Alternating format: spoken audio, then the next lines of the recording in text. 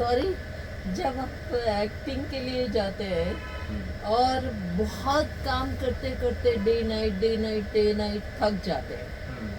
तो आप फिर जब एडजस्ट हो जाते हैं तो क्या करते हैं? एज एन अब जब बिल्कुल एग्जॉस्ट ही हो जाते हैं शूटिंग हम्म। वगैरह करके, तो डेफिनेटली मन करता है रिफ्रेशमेंट का। यस। या तो कहीं घूम लो, या तो दोस्तों के साथ पड़े रहो घर पे। सो यूजुअली आई प्रेफर दोस्तों के साथ ही, बट मेनी टाइम्स है व्हाट आई डू इज कि मैं बहन के पास चले जाता हूँ। शी लिव्स इन लंदन, सो हाँ। उधर 10-12 दिन रह लिया। अभी मैं जा भी रहा हूँ, इनफैक्ट 24 को भी मैं जा ही रहा हूँ। ओके। सो तब चले गए, जैसे लंदन वगैरह चले गए। And also I gone to many other places like US, Singapore, Dubai वगैरह ऐसी जगहों पे।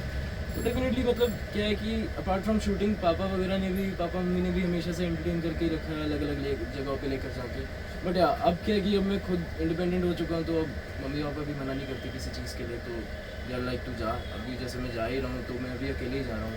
It's for the first time कि मैं अकेले जाऊँगा कहीं पे। बाकी यही होता है कि दोस्तों के साथ एंजॉय कर लिया, घर पे बैठे बैठे एंजॉय कर लिया। नोएडा वगैरह चले गए, मैं जम्मू बड़ी बारी चले गए। जम्मू तो इनफैक्ट एक्चुअली मैं बड़ी बारी में जाता हूँ क्योंकि वही मेरा नेटिव है।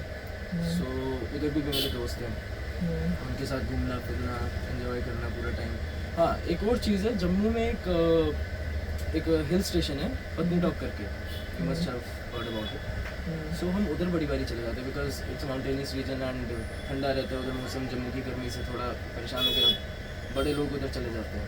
सो हम भी वही करते हैं, हम उधर चले जाते हैं, फिर 1-2 दिन रह के वापस आ जाते हैं, जिससे भी रिफ्रेशमेंट हो जाती है। हाँ, मेंटली रिलैक्स होना, फिर वापस से कैरेक्टर में डूबना, वो बहुत ज़रूरी है।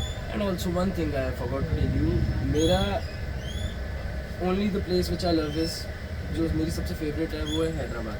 क्योंकि हम 5 साल हैदराबाद में रह चुके हैं और मैं जब भी हो सके मैं हैदराबाद जाने का पक्का ट्राई करता हूँ। ओके। या एंड आई लव ड्राइविंग, मैं अकेले ड्राइव करना बहुत पसंद करता हूँ। तो मैं कहीं पे भी जाऊँ, नोएडा जाऊँ, जम्मू जाऊँ, हैदराबाद जाऊँ। हैदराबाद में इनफैक्ट हमारा घर है, तो मैं उधर थोड़ा रेगुलर हो गया हूँ जाने के लिए। तो मैं कहीं पे भी जाता हूँ, मैं अकेले ड्राइव करना बहुत पसंद करता हूँ। वो मेरा एक बेसिक हॉबी है। वही चीज़ सबसे ज़्यादा, कोई मेरे से कुछ पूछे कि मैं खुश किस चीज़ से होता हूँ, वो ड्राइविंग है, वो कुछ नहीं है। वो भी अकेले ड्राइविंग करना, गाने वगैरह लगा के रखना, फिर ड्राइव करो। That is the only thing which makes me happy. फिर क्योंकि गाने सुनते हैं तो अपने में खो जाते हैं, और वो अपनी मस्ती, दिल का जो चीज़ें हैं वो एक रिफ्रेशमेंट देता है। Definitely. And Hyderabad is kind of place जहाँ पे मैं सिर्फ पैर रखूँ ही उस जगह पे, तो मुझे रिफ्रेशमेंट एनीवे मिल जाता है। Okay, good. वो बहुत अच्छी जगह है। हाँ। And where we live in Hyderabad, उसके सामने मंदिर भी हैं, 2 मंदिर है, शिव जी एंड राम जी के। वो साउथ इंडियन स्टाइल मंदिर जो होते हैं, वो डेफिनेटली हाँ। उनका कल्चर तो कोई भी कम्पीट नहीं कर सकता। सो मैं बड़ी बारी उस मंदिर में चले जाता हूँ। एंड ऑल्सो जो उधर के पंडित वगैरह हैं वो इतना स्पेशली ट्रीट करते हैं, प्रॉपर एक स्पेशल पूजा कराते हैं मेरी, अच्छा। एक अच्छे से आशीर्वाद देते हैं मुझे, तो वो चीज़ें अच्छी लगती हैं। तो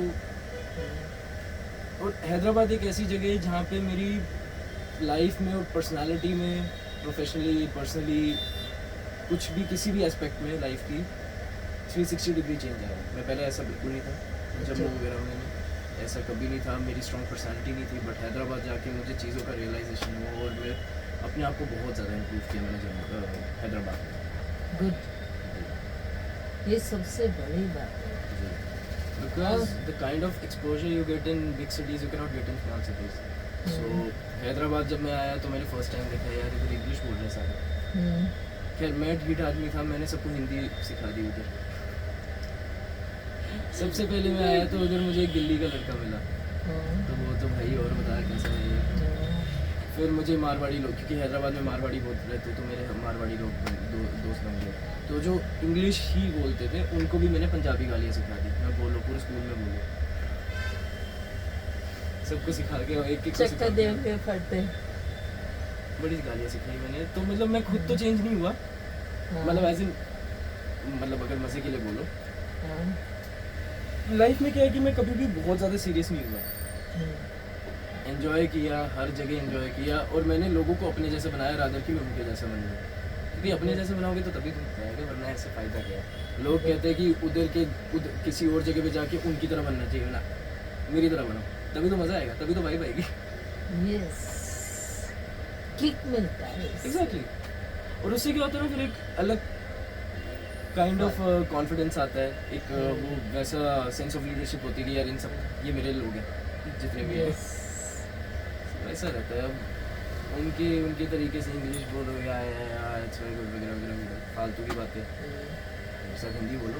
और नहीं आता तो ओ यार आर्टिफिशियल देखो, अगर आप दोस्ती में कुछ आर्टिफिशियल चीज़ें कर रहे हो उसका कोई सेंस नहीं बनता। नहीं, कभी भी कोई दोस्ती में या फिर किसी के साथ जब आप बात कर रहे हो तो वो बनावटी नहीं होनी चाहिए। बिल्कुल। It should be always natural. हाँ, और वो फेस से रिफ्लेक्ट भी करती है। डेफिनेटली।